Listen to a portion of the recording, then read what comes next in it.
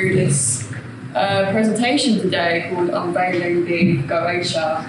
Thank you so much for being here. It was really, really overwhelming and quite surreal, and I am actually shitting myself.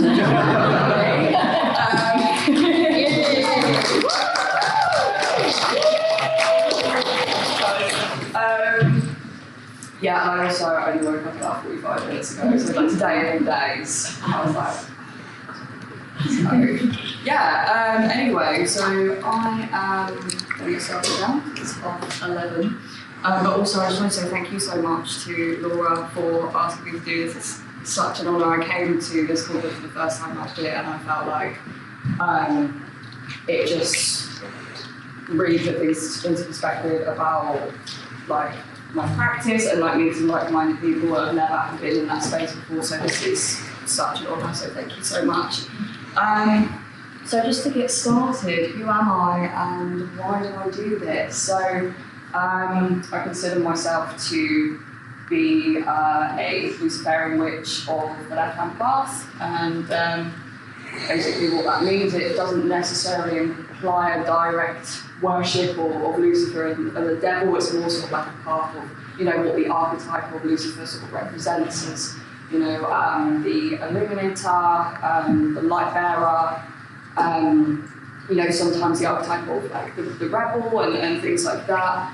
And for me, it's sort of like a constant process of like self-liberation. How am I limiting myself? How am I putting myself into sort of like self-imposed prisons, slavery, things like that. That's sort of like a little bit about my path. Primarily my practice surrounds Goetic magic.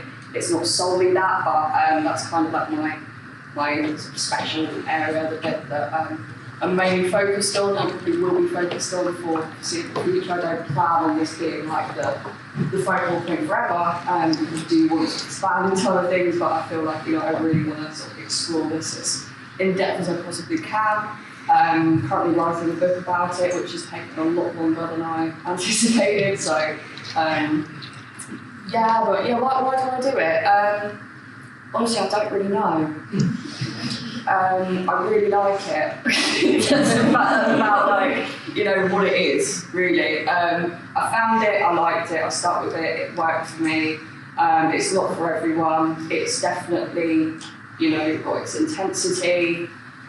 And, I really do think it's one of those interesting. It's a little bit like fuck around, find out. And that is like the best way you're going to learn. Like, I think people, I do kind of guide and teach people for a living as well. So it's like, a lot of people make it perfect. And it's just like, no, you are going to learn the best from making mistakes. So, anyway, what is this workshop? I can tell, where has my mouse gone?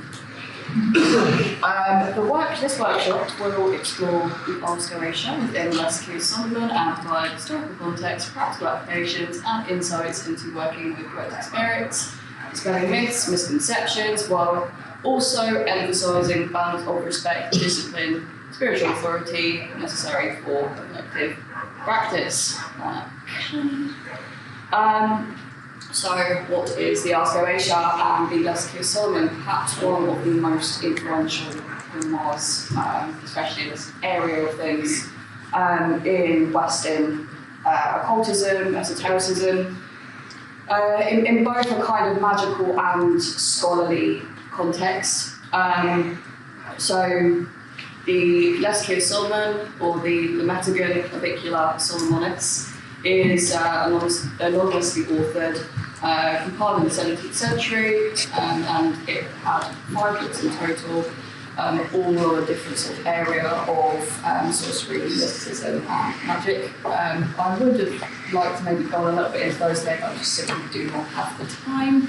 Our focus is the Ars Goetia, the first of 5 books, and this is comprised of the 72 Goetic spirits, how to work with them to achieve outcomes, and it kind of works so it lists their names, their sigils, descriptions of them, and then moves on to correspondences and magical formulae, which is like the circle, the triangle, the seals, the conjurations, all of which we'll be going into in further depth. So here's a breakdown of the Ars Goetia. The bits in red are what we're going to be actually going into today. The bits in white, I'm skimming over because of time and all of that. So first of all, I'm going based on the Mathers and Crowley edition, because obviously there's several publications of this grimoire. So the preliminary invocation, this is the invocation of the formless one. And this is an invocation to kind of access the knowledge, the wisdom of one's co-guardian angel, which would also be considered maybe a higher self or one's true will. So that's like a prerequisite for ceremonial magic to kind of get you in the right state, let's say, before beginning ritual. And then they go into the initiated interpretation of ceremonial magic and the preliminary definition of magic, in which Crowley kind of describes his interpretation of the Goetia, what he thinks the demons are, and how he thinks this magical system works, essentially. And then 4 and 5, the brief introductory description of the whole curricula. That is just a rundown of the book itself. And then we get to the fun bit, the Book of Evil Spirits, which is the 72 demons, sigils, descriptions, etc. Then it's observations, basically correspondences, the ranks, the magical circle, the magical triangle, the hexagram, the magical ring, the vessel of brass, and the secret seal of Solomon, all of which we'll be going into.